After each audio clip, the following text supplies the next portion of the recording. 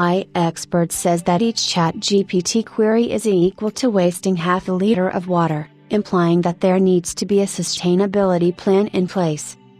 ChatGPT was recently revealed to have over 300 million weekly users, with OpenAI CEO Sam Altman making the announcement and pretty much guaranteeing that this figure will only see an uptick.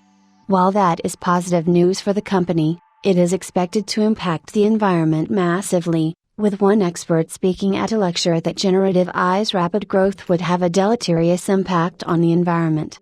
Generative AI is predicted to utilize as much energy as Japan within a year if a sustainability plan is not introduced at the Victoria State Library. The Sydney Morning Herald reports that Australian AI expert Professor Kate Crawford, who was recently present in Time magazine's list of the 100 most influential people in AI, warns that these systems are reshaping the planet in hidden but lasting ways.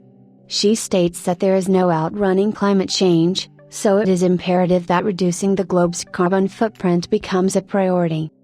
We are under enormous pressure to try to decarbonize by mid-century, and if we don't, we're looking at the sort of spiraling planetary impacts that will affect all of us. You can't outrun climate change. So even for tech billionaires, this should be an issue that we should all be able to get behind because, frankly, we just don't have the time to waste to be building systems that are using as much energy and creating carbon footprints as big as entire industrial nations. This is not the time to be doing that. Comparing a ChatGPT query with a natural resource metric, Crawford says that each search results in the wastage of half a liter of water. This comparison alone suggests that companies should not be focused on who has the lead in the AI race, but which entity focuses more on sustainability.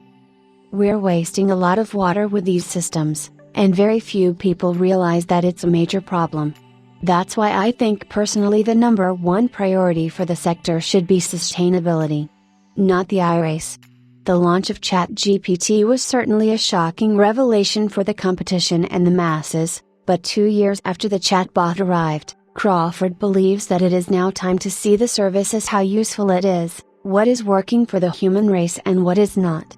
In general, generative AI should be a contributing factor to a prosperous society rather than cause problems that, ultimately, a human will have to tackle in the coming years.